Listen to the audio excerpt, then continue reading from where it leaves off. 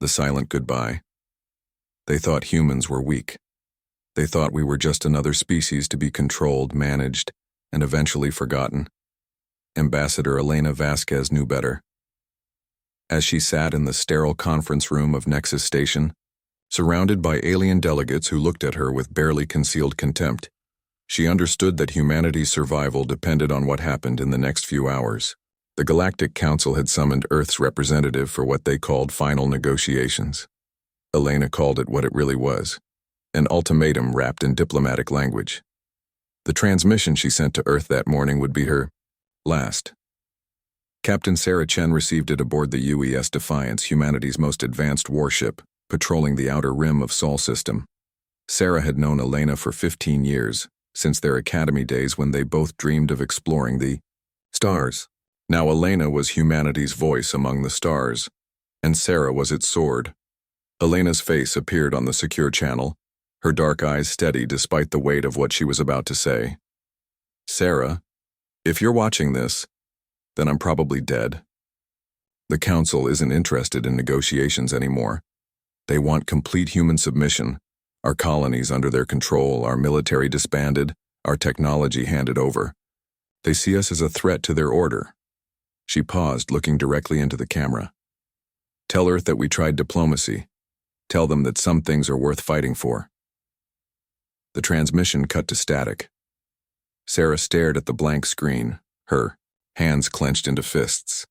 Around her, the bridge crew of the Defiance waited in tense silence. These were some of humanity's best, engineers who could make miracles happen with spare parts, tacticians who could find victory in impossible odds, and soldiers who had never learned the meaning of surrender. Captain, Lieutenant Commander, Marcus Webb said quietly. Marcus was her second in command, a tall man from the Mars colonies with scars from the Outer Rim conflicts. Priority signal coming in from Earth Command. The message was brief and devastating. Ambassador Elena Vasquez was dead. The Galactic Council claimed it was a tragic technical malfunction with the station's life support system. The human delegation had been immediately evacuated. There would be a full investigation. The Council expressed its deepest condolences. Sarah knew it was murder.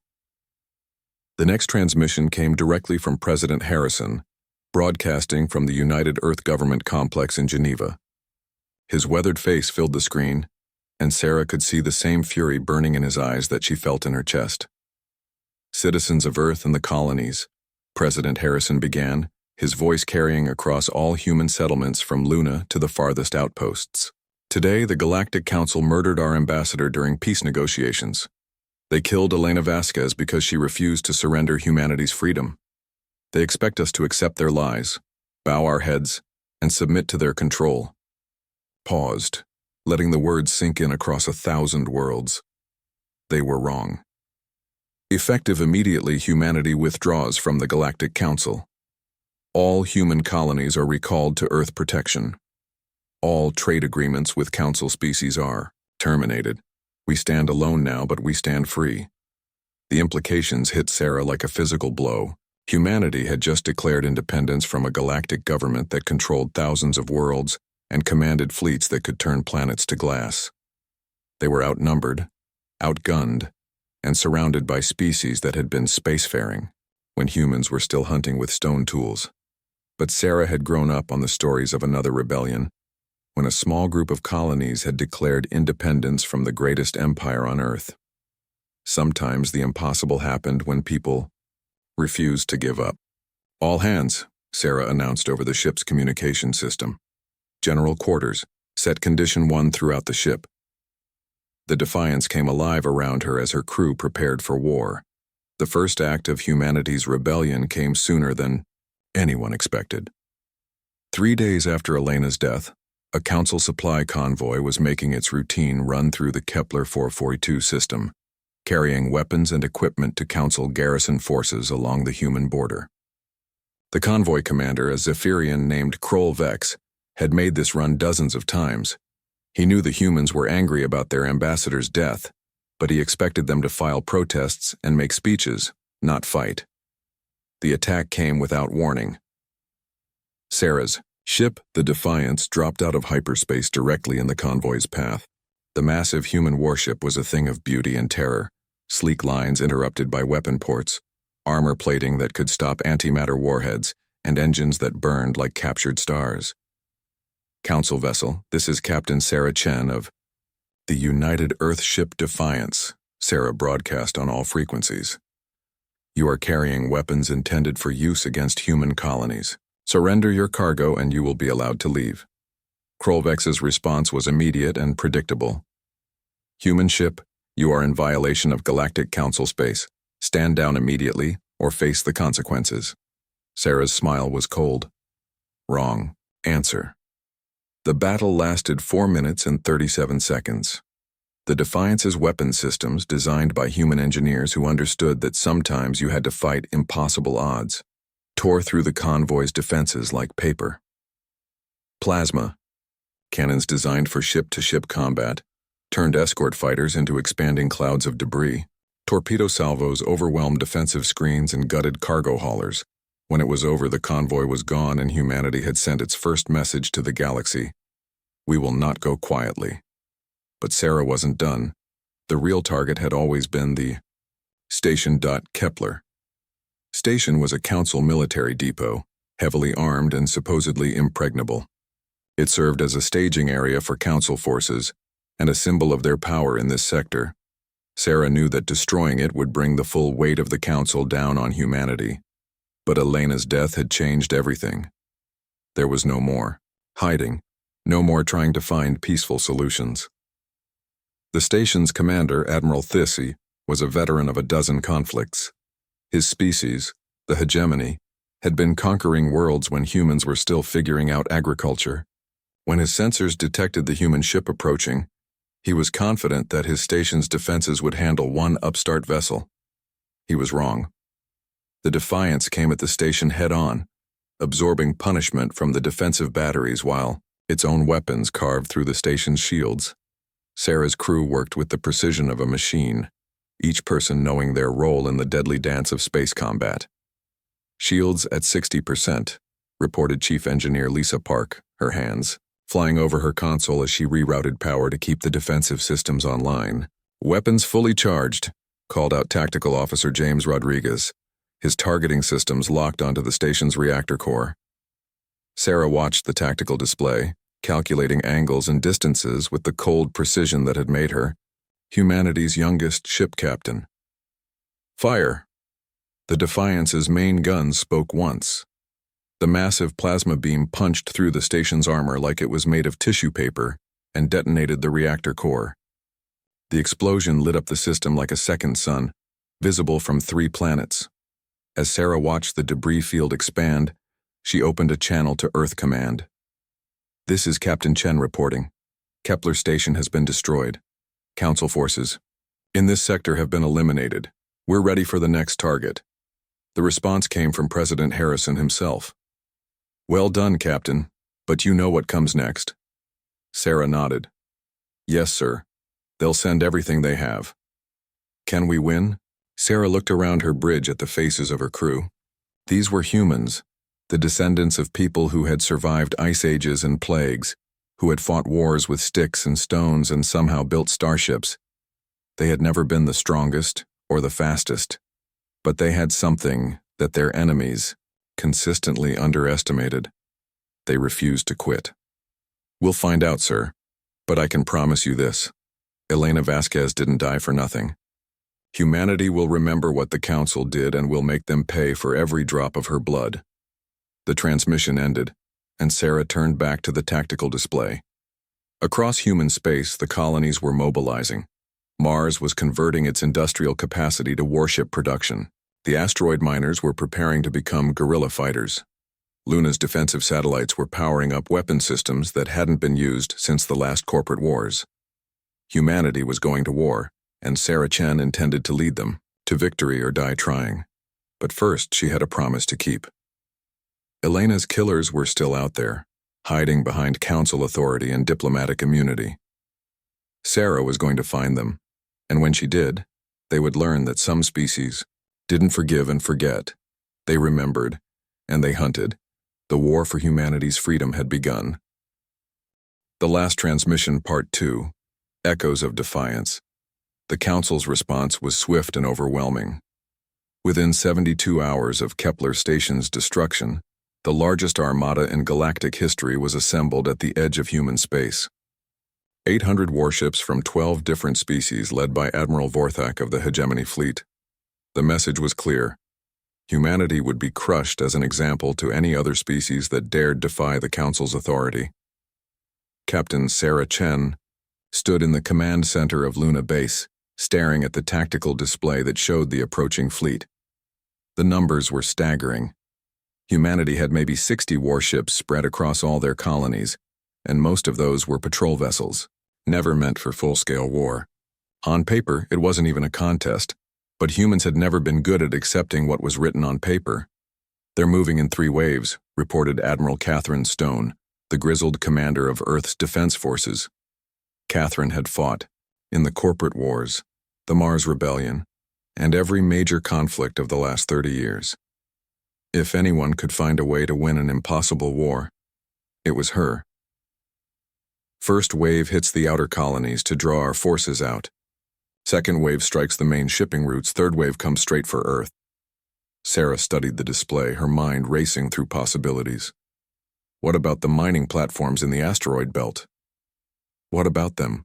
Catherine asked. "The Council sees them as industrial targets, not military ones. But those miners know every rock in the belt, and their ships are built to work in dangerous conditions." Sarah's eyes lit up with an idea that was either brilliant or completely insane. What if we turn the entire asteroid belt into a weapon? The plan that emerged over the next 18 hours was audacious even by human standards. The mining platforms would be equipped with military-grade engines and weapons, turning them into mobile weapons platforms. The asteroids themselves would be fitted with mass drivers, essentially giant railguns that could launch chunks of rock at near light speed. And the miners, tough men and women who had spent their lives wresting resources from hostile space, would become humanity's first line of defense. The test came at Titan's Gate, the main shipping route between Earth and the outer colonies. The BOW, Council's second wave, consisting of 200 heavy cruisers, entered the system expecting to find panicked human defenders fleeing in all directions. Instead, they found hell. The first sign something was wrong came when their sensors detected massive objects moving in the asteroid field. Ships emerged from hiding places among the rocks. Not sleek military vessels, but converted mining platforms bristling with improvised weapons. Behind them came the asteroids themselves, pushed by hidden mass drivers and accelerated to devastating speeds. "This is Admiral Taiska of the Council Second Fleet," came the transmission from the lead cruiser. "Human vessels, you are ordered to stand down and surrender immediately." The response came from Commander Eric Johansson, a former asteroid miner, who now commanded the improvised fleet. His voice was rough from years of breathing recycled air and working in zero gravity. "Council ships, you're trespassing in human space. Turn around and go home, or we'll send you home in pieces." Thaiska's laughter was broadcast across all frequencies. "You dare threaten us with mining equipment and space debris? We will crush. You like insects?" "Maybe," Eric replied calmly. "But insects have a way of surviving when bigger creatures don't." The battle began when the Council fleet tried to push through the asteroid field. Their formation, perfect for ship-to-ship combat, became a liability in the chaotic environment of tumbling rocks and hidden defenders. Human miners who had spent their lives navigating 3-dimensional mazes of asteroids used the terrain like wolves using a forest. Council ships found themselves ambushed from all sides. A mining platform would emerge from behind an asteroid, fire a concentrated burst of plasma, then disappear back into the rocks before the enemy could respond. Mass drivers launched chunks of metal and stone at velocities that turned them into kinetic kill vehicles. Even the smallest piece of debris became deadly at those speeds. But the real surprise came when the asteroids themselves joined the fight. Hidden engines pushed massive rocks into new trajectories, turning them into guided missiles weighing millions of tons. Council ships designed to fight other starships suddenly found themselves trying to dodge planetoids moving at combat speeds. The Battle of Titan's Gate lasted 6 hours. When it ended, the Council's second wave had been reduced to scattered survivors, fleeing back to their assembly point. The cost to humanity was heavy. 30 mining platforms destroyed, over 300 miners dead. But they had proven something important. Humans could win. The news of the victory spread across human space like wildfire. On Mars, factory workers cheered and doubled their efforts to build more ships. On Europa, the ice miners began preparing their own defensive systems. Even on distant Proxima Colony, the most remote human settlement, people gathered around communication, arrays to hear the reports. But Sarah knew the real test was still coming. The Council's third wave wouldn't make the same mistakes as the second. They would come prepared for human tactics, and they would come with enough force to blast through any defense. That's when Sarah received the message that changed everything. It came through a secured channel from Dr. Amanda Ross, Elena Vasquez's former aide who had escaped from Nexus Station during the chaos following the ambassador's death. Amanda had been hiding on a remote research station, afraid to contact Earth because she knew the Council was hunting her. Sarah, Amanda's recorded message began, her voice shaking with exhaustion and fear. I know who killed Elena, and I know why. She discovered something that explains why the Council really wanted to control humanity. The recording showed classified Council documents that Elena had managed to copy before her death. The truth was worse than anyone had imagined. The Council hadn't just wanted to control human expansion or limit their military growth. They had discovered something about human physiology that terrified them. Humans were immune to the plague.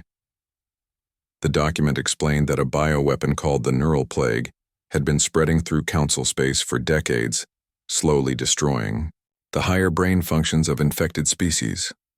Entire civilizations had been reduced to mindless servitude, their populations becoming little more than biological robots.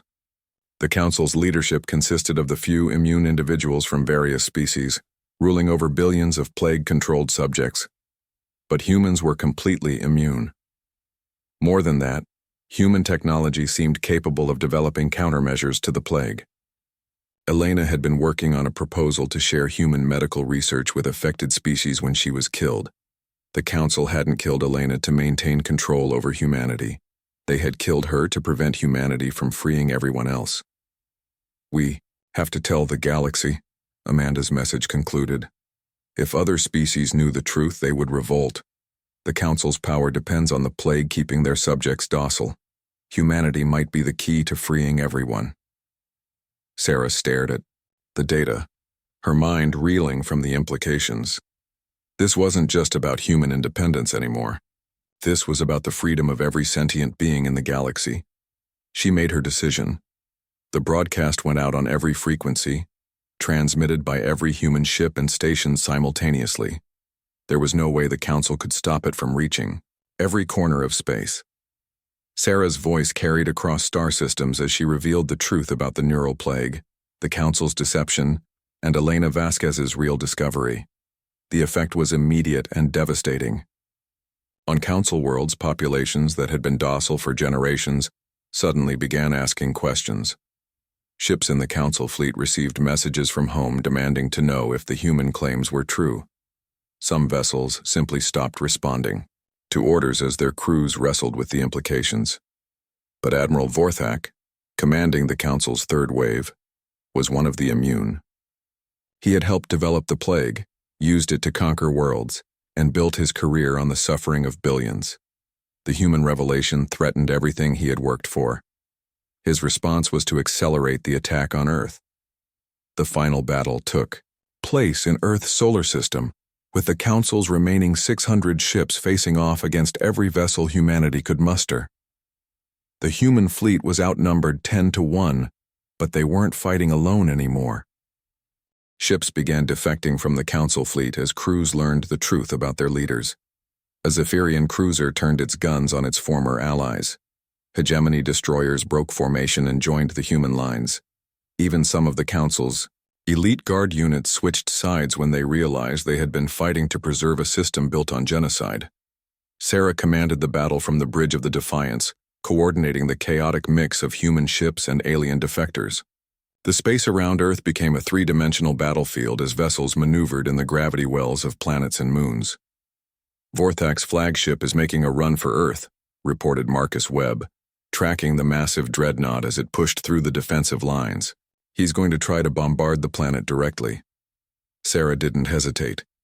All ships protect Earth. Defiance will handle the flagship. The duel between the Defiance and Vorthak's dreadnought became the stuff of legend. The two ships traded devastating volleys as they spiraled toward Earth, their weapons lighting up the space between them. Vorthak had superior firepower, but Sarah had something he didn't understand: the absolute refusal to give up that had carried humanity from caves to the stars. The end came when Sarah ordered her ship to ram the dreadnought. At the last second, she transported her crew to safety and rode the Defiance into the heart of the enemy vessel. The explosion could be seen from Mars, but Sarah's sacrifice hadn't been in vain. With Vorthak dead and the truth spreading across the galaxy, the Council's authority collapsed. Species after species declared independence. The neural plague became the target of the largest medical research effort in galactic history, with human scientists leading the way toward a cure. 6 months later, a new government formed from the ashes of the old council. It was based on principles that Elena Vasquez had died defending: equality, freedom, and the right of all species to determine their own destiny. And in the center of the new capital, where representatives from 100 worlds came to build a better future, stood a memorial. It was simple, just a black stone with 2 names carved in letters of gold: Elena Vasquez, Sarah Chen. The plaque beneath their names carried Elena's final words: "Some things are worth fighting for." Humanity had gone to war to avenge their ambassador's death. In doing so, they had freed an entire galaxy.